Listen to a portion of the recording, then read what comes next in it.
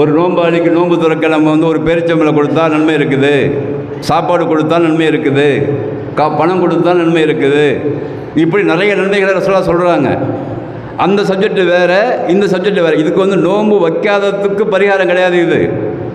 ஆனால் தர்மம் செய்வது என்பது மிகச்சிறந்த ஒரு நல்ல செயல்னு அடுத்த ஆயத்தில் அல்லாஹ் பதிவு செய்கிறான்.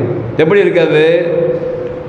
ஃபமன் தத்தவ ஹைரன் ஃபஹுவ ஹைருன் லஹு, யாரெல்லாம் உபரியாக நன்மையை செய்கிறீர்களோ அவர்களுக்கு அது ரொம்ப நல்லதாக இருக்கிறது. புரிஞ்சுட்டீங்களா உங்களுக்கு? இன்னொன்று, நம்ம பொதுமக்கள், நமக்கு வந்து அரபி நாலேஜ் ரொம்ப கிடையாது, பெரிய ஆய்வு செய்கிற மிகப்பெரிய ஆற்றலாம் நம்மளுக்கு கிடையாது. நம்ம என்ன செய்கிறோம்னாக்கா, இந்த ரெண்டு பேருடைய இந்த விஷயத்தை எடுத்து நம்ம கம்பேர் பண்ணி பார்க்குறோம். இப்போ எது சரியாக இருக்கும் அப்படின்னு சொல்லி அதான் நம்மளால் முடியும்.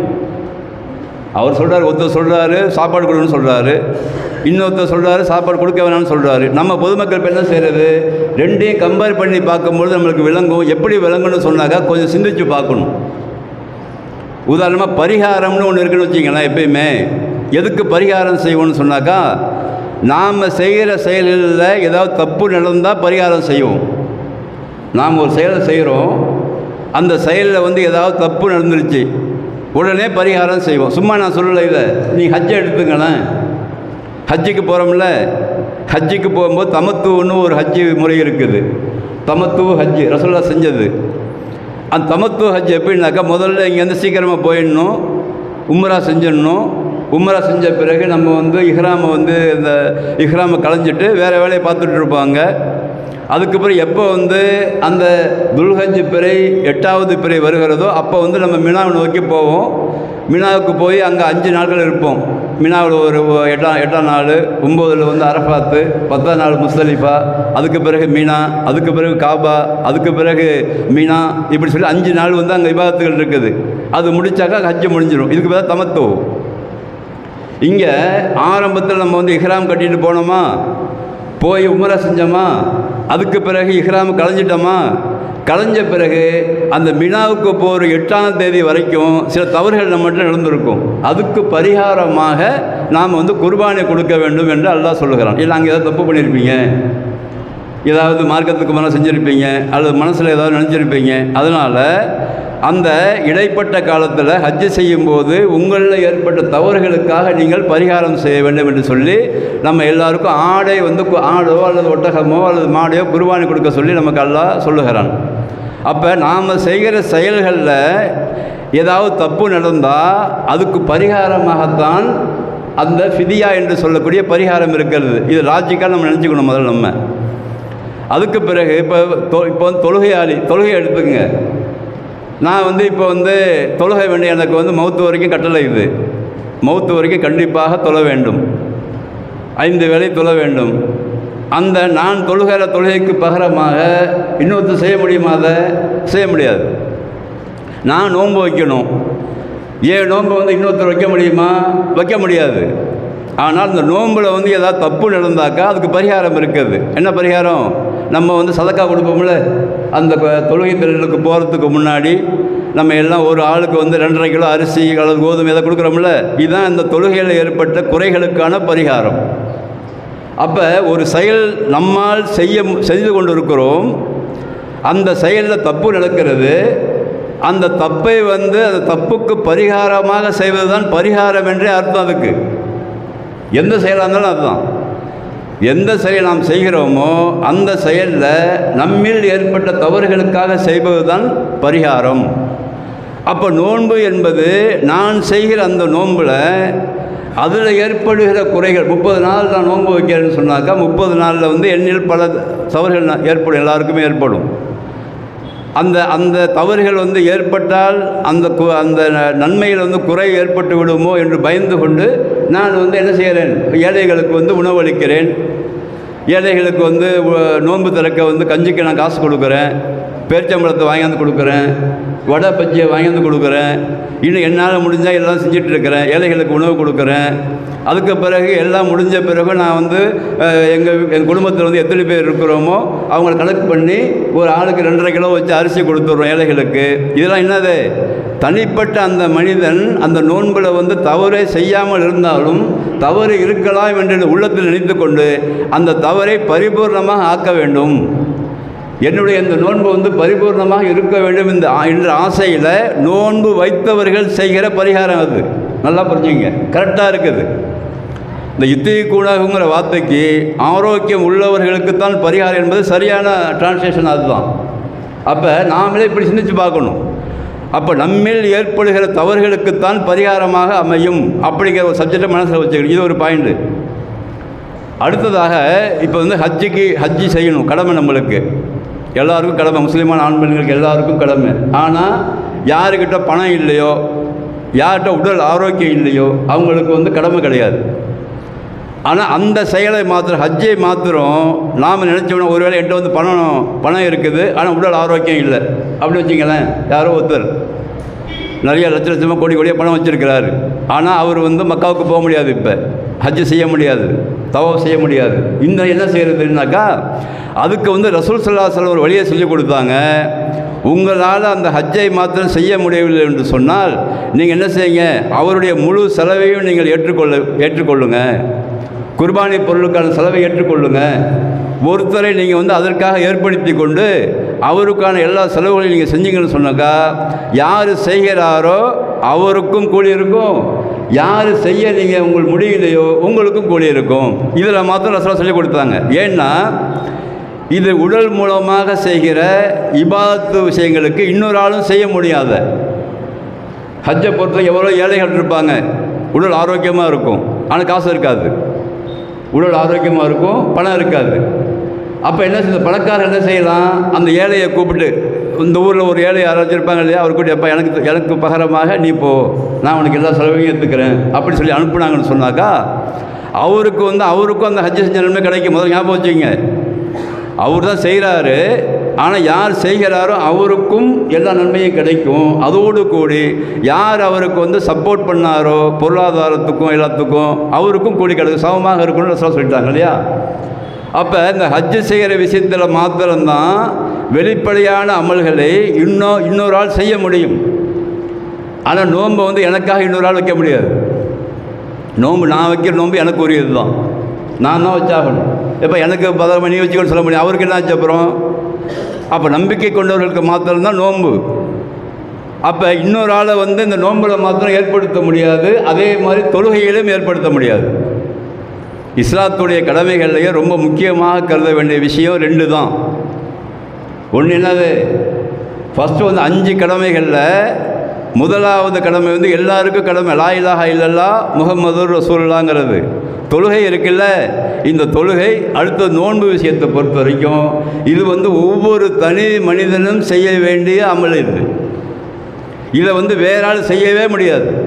ஹஜ்ஜை வேற ஆள் செஞ்சுட்டு போயிடலாம், சரியா? அப்போ இப்படி யோசித்து பார்க்கணும். பொதுமக்களாக இருக்கிற நாம் இப்படி யோசித்தோம்னாக்கா இந்த நோன்பு என்பது நான் செய்ய வேண்டிய விஷயம், என்னால் முடிந்தால் மாத்திரம்தான் நான் செய்ய முடியல. இதுக்கு பரிகாரம் என்ன? அப்போ வயசானவங்க வந்து என்ன செய்கிறது, கர்ப்பிணி பெண்கள் என்ன செய்கிறது, குழந்தை பெற்றெடுத்த என்ன செய்கிறது, உள்ள குழந்தை இருக்கிற என்ன செய்யுது, கேள்வி வந்தா இல்லையா? அதுக்கு ஒன்றுமே கிடையாது, அவ்வளோதான் பதில். அதுக்கு எதெல்லாம் சாத்தியம் இல்லையோ, சாத்தியமில்லாத விஷயங்களுக்கு அல்லாஹ் எப்பொழுதுமே குற்றம் பிடிக்க மாட்டான் என்று குர்ஆனில் பல விஷயங்கள் இருக்குது. லா யுகல்லிஃபுல்லாஹு நஃப்ஸன் இல்லா உஸ்ஸஹா.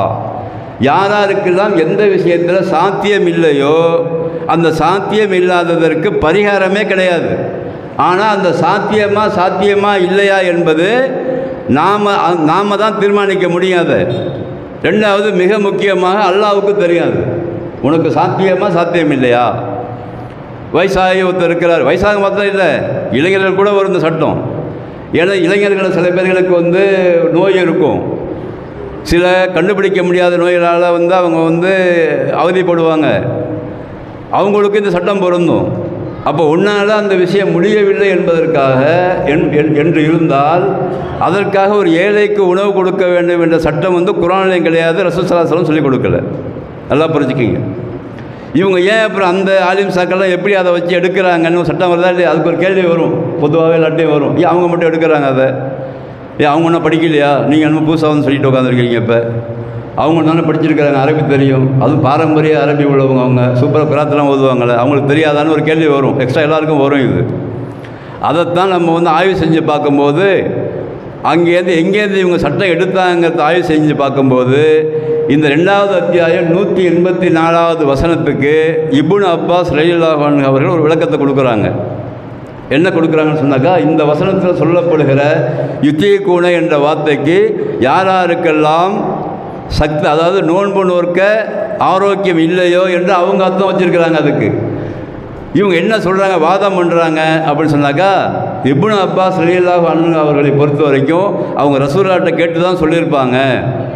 அதனால் இத்தீகுணங்கிற வார்த்தை இங்கே வந்து இருந்தாலும், யாராருக்கெல்லாம் ஆரோக்கியம் இருக்கிறது என்று இருந்தாலும் இங்கே ஆரோக்கியம் இல்லை என்று தான் அர்த்தம் வைக்க வேண்டும் என்று அவர் வச்சு சொல்லிட்டு போயிருக்கிறார்.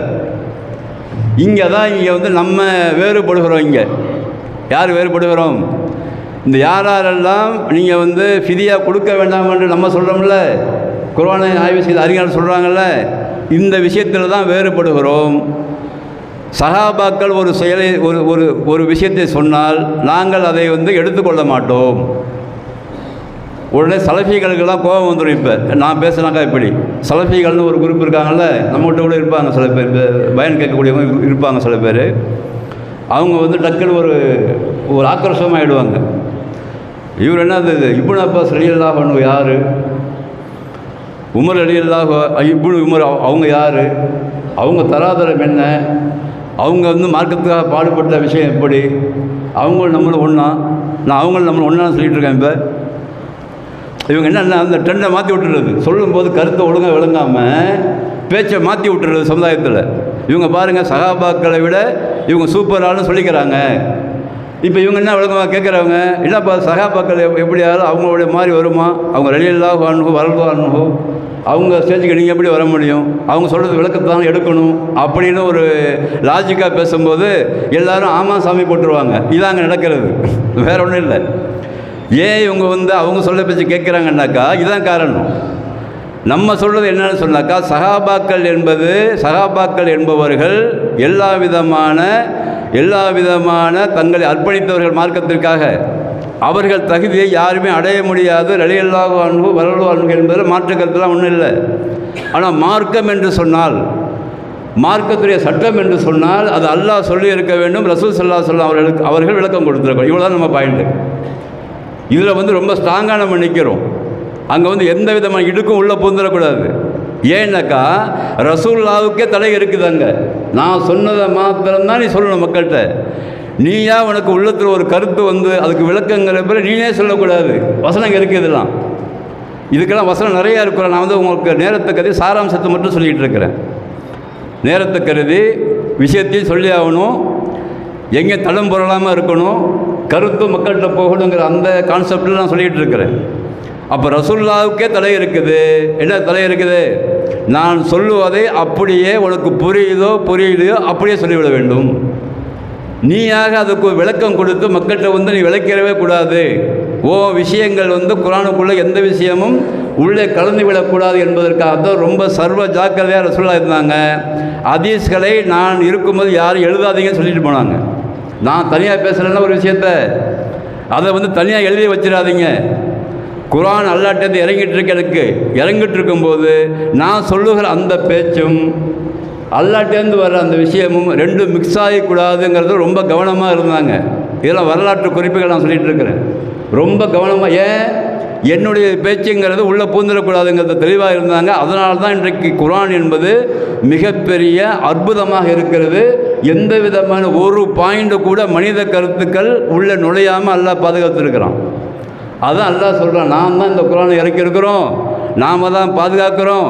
நான் இறக்கிய ஆளே ஏதாவது சொன்னால் கூட உள்ளே மிக்ஸ் ஆகிருக்காது. அதுக்கு தனியாக ஒரு விஷயம் இருக்குது, ஹதீஸுங்கிற பேரில். அங்கே தான் குளறுபடிகள் அதிகமாக இருந்து தான் இன்றைக்கு சமுதாயத்தில் அதிகமாக என்னது ஹதீஸ்களில் குளறுபடி ஏன் வருதுன்னு சொன்னாக்கா, அதற்கு பிறகு வந்து 6 நூற்றாண்டுக்கு பிறகு வந்த யூத கிறிஸ்தவர்கள் உள்ளே பூந்து ரசூலுல்லாஹ் சொன்னாங்கிற பேரில் நிறைய விஷயங்கள் இட்டுக்கட்டப்பட்டிருக்குது. ஆனால் நம்ம வந்து பியூராக எடுத்துடலாம். அதை எப்படி பியூராக எடுக்க முடியும்? ரசூலுல்லாஹ் ஒரு விஷயத்தை சொல்கிறாங்கன்னு சொன்னாக்கா அது குர்ஆனுக்கு முரண்படாது. தெளிவாக இருக்கிறோம் நம்ம அதில். ரசூலுல்லாஹ் இதை செய்யணும்னு சொன்னால் அது குர்ஆனில் இருக்கும், செய்யாதுன்னு சொன்னால் குர்ஆனில் இருக்கும். அல்லது மிகப்பெரிய அறிஞர் ஒருத்தர் வந்து அதுக்கு விளக்கம் கொடுக்குறாரு. உதாரணம் இப்னு அப்பாஸ் போன்ற அறிஞர்கள் விளக்கம் கொடுத்ததாக இருந்தாலும் அது குர்ஆனில் இருக்க வேண்டும், ரசூலுல்லாஹ் சொல்லியிருக்க வேண்டும் என்ற மிக சூப்பரான மிக உண்மையான அல்லாஹ் எதிர்பார்க்கிற அந்த கொள்கையில் நாம் இருக்கிறதுனால அதனால் வரக்கூடிய எந்த எதிர்ப்புகளையும் சமாளிக்க நம்ம துணிவாக இருக்கிறோம்.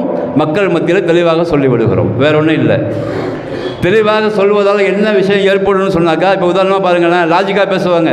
ஏங்க ஏழைகளுக்கு சாப்பாடு கொடுக்க நல்லது தானேங்க, ஏங்க அதை போய் தடுக்கிறீங்க? ஏழைகள் பாவம் தானேங்க, கொடுத்தா என்னங்க அப்படின்ட்டு போயிடக்கூடாது. இல்லை, ஏழைகளுக்கு கொடுத்தல் என்ற சப்ஜெக்ட் இந்த நோன்புக்குள்ள கிடையாதுன்னு சொல்லிகிட்டு இருக்கிறோம். ஏழைகளுக்கு கொடுத்தல், ஏழைகளுக்கு உதவி செய்தல், இல்லாதவர்களுக்கு கொடுத்த இந்த சப்ஜெக்ட் வேறு. அதுக்கான நன்மைகள் வந்து கோடிக்கணக்கான நன்மைகள் இருக்கிறது. அதை பற்றி குர்ஆன் அல்லாஹ் பேசுகிறான். அதை கொண்டு போய் இல்லாத நோம்பில் போய் மிக்ஸ் பண்ணி சொல்லிடாதீங்கப்பா, நம்ம ஸ்ட்ராங்காக இருக்கிறோம். வேற ஒன்றும் இல்லை. நம்ம தடுக்கலாம் கிடையாது. நம்ம ஏழைகளுக்கு உணவு அளிக்காதீங்கன்னு சொல்கிறோம், அஸ்தக்ஃபிருல்லாஹ். அப்படி சொல்லலை. ஏழைகளுக்கு உணவு கொடுக்க வேண்டும், நோன்பாளிகளுக்கு வந்து நோன்பு திறக்க நீங்கள் வந்து உதவி செய்ய வேண்டும், அதற்காக பொருளாதாரத்தை செலவு பண்ண வேண்டும் சொல்லிட்டு தான் நம்ம இருக்கிறோம். அதுக்கான கூலி என்பது வேறு, இதுக்காக இது என்று சொல்ல சட்டமாக்குறது வேறு. அப்போ சட்டமாக்குற உரிமை என்பது அல்லாஹ்வுக்கு மாத்திரம் இருக்கிறது. ரசூல் ஸல்லல்லாஹு அலைஹி வஸல்லம் அவர்கள் அதுக்கு விளக்கமாக சரியாக சொல்லிவிட்டு போயிருக்கிறார்கள். அதுவும் தெளிவாக இன்றைக்கு இருக்கிறது. ஹதீஸ்களில் எத்தனை குழப்பங்கள் இருந்தாலும் அந்த குழப்பங்களை எல்லாம் நீக்கிவிட்டு தெளிவாக ரசூல் ஸல்லல்லாஹு அலைஹி வஸல்லம் சொன்ன விஷயங்கள் நிச்சயமாக இருக்கிறது. அது குர்ஆனுக்கு ஒருபோதும் முரண்படாது என்ற விஷயத்தில் நாம் தெளிவாக இருக்கிறோம். இந்த விஷயத்தில் யாரெல்லாம் உறுதியாக இருக்கிறோமோ அவர்களுக்குத்தான் முழுமையான இந்த மார்க்கத்தை பின்பற்றியதற்கான கூலி கிடைக்கும் என்ற செய்தியையும் இந்த புனிதமிக்க ரமலானில் நான் பதிவு செய்து கொள்கிறேன். எக்ஸ்ட்ரா இது அது எந்த விஷயமாக இருந்தாலும் சரி, எல்லாரும் செய்கிறாங்க, நானும் செய்கிறேன், மார்க்கத்தில் கிடையாது அது. அல்லது ஒரு ஆள் சொல்கிறாரு, அது கரெக்டாக இருக்குமா இல்லை, அதுவும் இல்லை. இப்போ நான் ஏன் அண்ணன் சொல்கிறாருன்னு வெளிப்படையாக சொல்கிறேன். நான் அண்ணன் கட்சியா? நான் அண்ணன் கட்சியில் உறுப்பினர் நான் இருக்கிறேன் கிடையாது. ரெண்டையும் கம்பேர் பண்ணி பார்க்குறோம். பொதுமக்களாக இருக்கிற நாம் வந்து கம்பேர் பண்ணி பார்க்கும்போது அல்ஹம்துலில்லாஹ் அவருக்கு அல்லாஹ் ஆற்றலை அறிவை கொடுத்திருக்கிறான். அந்த அறிவு மூலமாக ஆய்வு செய்கிறார். ஆய்வு செய்யும்போது அந்த விஷயத்தை வந்து யாருமே சொல்லாத விஷயத்தை சொல்லி அதற்கான ஆதாரத்தை திரட்டி சொல்லுகிறார். அதை நாம் வந்து கம்பேர் பண்ணி பார்க்குறோம். கரெக்டாக இருக்குது என்று விளங்குகிறோம். இதுதான் சரியான கொள்கை என்று விளங்குகிறோம். நம்ம யாருக்கு சப்போர்ட்லாம் பண்ணல. அப்படி தப்பாக விளங்கிடுவாங்க சில பேர். ஏன்னா வெளியே போகும்போது எனக்கு நேரம் பேசுறது கிடையாது, அங்கே போய் நின்று பேசுறது. இவர் அண்ணனுக்கு சப்போர்ட் பண்ணுறாரு அப்படின்னு. அண்ணனுக்கு சப்போர்ட் பண்ணல, தம்பிக்கும் சப்போர்ட் பண்ணல. இங்கே மார்க்கம் சொல்லுகிற அறிஞர்கள், சமகாலத்திற்கு அறிஞர்கள், அவர்கள் எல்லாம் நம்ம வந்து சரியாக ஆய்வு செய்கிற அளவுக்கு குர்ஆனுடைய அந்த அறிவு இருக்கிறது. குர்ஆனை வந்து ஆய்வு செய்கிற அளவிற்கு அல்லாஹ் நமக்கு அறிவை தந்திருக்கிறான். அந்த அறிவின் அடிப்படையில் நாம் இந்த விஷயத்தை சொல்கிறோம். இது பற்றி இன்னும் மேலும் சில தகவல்கள் யாருக்காவது தேவைப்பட்டால் இன்ஷா அல்லாஹ் டைரெக்டாக வந்து நீங்கள் அணுகலாம். அப்பொழுது குறிப்பாக எந்த ஹதீஸில் இப்படி இருக்கிறது, யார் இந்த கருத்தை சொன்னார், எப்படி இந்த சமுதாயத்தில் இந்த விஷயம் பரவி இருக்கிறது போன்ற விஷயங்கள் ஏராளமாக இருக்கிறது. இன்ஷா அல்லாஹ் நேரத்தை கருதி சுருக்கமாக புரியும்படி நான் சொல்லியிருக்கிறேன் என்று நினைக்கிறேன். இன்ஷா அல்லாஹ் புரிந்தால் செயல்படுத்துங்கள், அப்படி புரியவில்லை என்று சொன்னால் புரிவதற்கு முயற்சி செய்யுங்கள். வல்ல ரஹ்மான் நம் அனைவருக்கும் அருள்பளிப்பானாக. வாஹிரு தாவானா அல்ஹம்துலில்லாஹி ரப்பில் ஆலமீன்.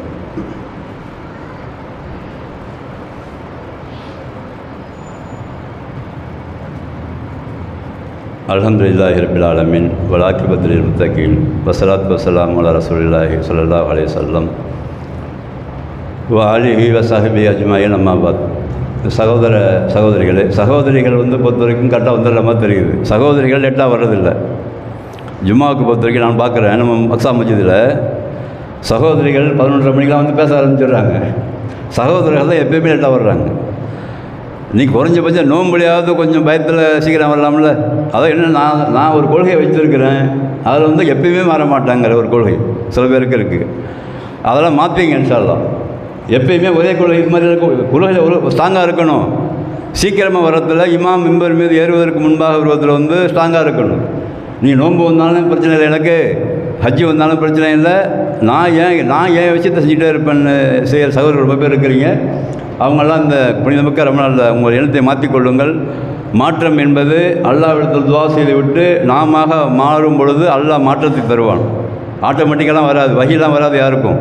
நம்ம தான் விஷயத்தை கேட்ட உடனேயே இந்த விஷயம் வந்து சரியாக இருக்குது, நம்ம தான் மாற்றிக்கணும்னு சொல்லி மாற்றணும். அல்லாஹ் பல இடங்களில் பதிவு செய்கிறான். நீங்கள் உங்களை மாற்றாதவரை அல்லாஹ் உங்களை மாற்றுவதில்லை என்று அல்லாஹ் பதிவு செய்கிறான். அதனால் அந்த அறிவுரை அடிப்படையாக கொண்டு நாம் நம்முடைய செயல்களையும் சிந்தனைகளையும் ஏற்கனவே இருக்கிற விஷயங்களையும் அல்லாஹ் சொன்ன விஷயத்தோடு ஒத்து பார்த்து நம்முடைய நடைமுறையை மாற்றி அமைத்துக் கொள்ள வேண்டும். வல்ல ரஹ்மான் நம் அனைவருக்கும் அருள் பாலிப்பானாக. வாஹிரு தாவானா அல்ஹம்துலில்லாஹி ரப்பில் ஆலமீன். அஸ்ஸலாமு அலைக்கும் வரஹ்மத்துல்லாஹி வபரகாத்துஹு.